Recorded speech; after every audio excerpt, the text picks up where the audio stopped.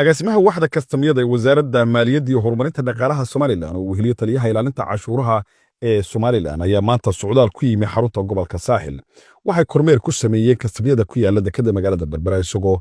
halkaasina uu ku soo dhaweeyay maamulaha kastamka magaalada Berbera oo ugu xog waramay arrimaha dhaqaalaha iyo waliba koror uu sheegay in uu ku yimi dhinaca wasaaradda maaliyadda gaar ahaan kastamka magaalada Berbera oo tilmaamay in boqolkiiba 29 uu kor u qaadnay dakhligu labadii bilood ee u dambeeyay taas oo sheegay in bishan ay rajeynayaan in ay kor u sii qaadaan dhaqaalaha markoowaad agaasimiye taliya waa ugu soo dhaweynaynaa gobolka Saaxil iyo kastamka magaalada Berbera kastamka Berbera mudooyinkii u dambeeyay waliba gaar ahaan bishii Ramadaan ayna dhaaftay iyo bishan waxa ku yimi kor ka caad u ballaaran xagga dakhliga oo boqolkiiba 29% sare u kacay taasi oo dhigan 3 meelood bishii in meel ku korodhay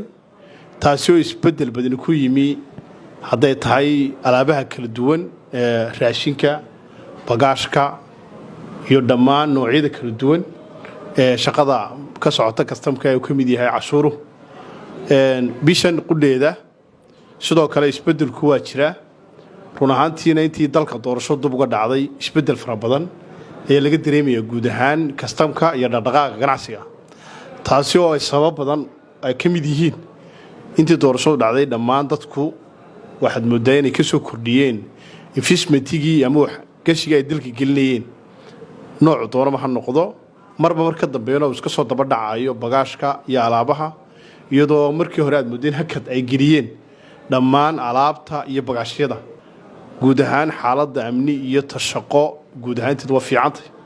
taliyaha ilaalinta cashuuraha ee Somaliland oo isagoo halkaasi ka hadlay ayaa sheegay in loo baahan yahay in mar walba kor loo qaado dhaqaalaha dalka isagoo sidoo kalena faray mas'uuliyiinta kastamka Berbera inay ilaaliyaan cashuuraha dalka aad iyo aad baad u mahadsantahay maamule wayta maamul idin sheegay kulli hawshan u saxnaa hawl yar oo kormeer ah iyo isku xid iyo wada shaqayn waxyaabaha kulleydii ma garanaysaa wada shaqayn maadaama aan wada shaqayno kastamkii wixii caqabadaha yani ka dhaxeeya maamulka ciidanka iyo kastamka human resources bal yar jeegareeya oo ka saara hadii wax jiraan si la wada shaqayn la waraageeda waxa ba shaqo ma hayno laakiin si fiican ba shaqadu ay u socotaa marka kormeer caadi ah ayuu ma nooy shaqooyinkii caadiga ah mar ku jiraa waxa dhibaatooyin ka jiraan ma jiraan waxa waliba si loogu talagalay bay u socdaan agaasimaha waxda kastamyada Cabdiraxmaan Cirro oo isaguna halkaasi ka hadlay ayaa sheegay in kororka dakhligu la dareemayay bilihii aanu soo dhaafnay isla markaana la rajeynayo in uu meel sare gaaro bilahan soo socda waxaan u soconaa horta kormeer kii caadiga ah shaqada ujeedkaygu weyna waa dirgelinta dakhliga iyo kor u qaadista wax dhibo ka jira oo nolol soo sheegay ma jirto laakiin anaga sidayada u nimi waxaan u soconaa in dakhligu kor u qaadno aad baan u faraxsanahay in dakhligu bishii hore aad u kacay tan aan ka rajeynay in kor uga sii kaco dadaalka ay muujiyeen maamulka iyo saraakiisha ciidanka ee la shaqeeya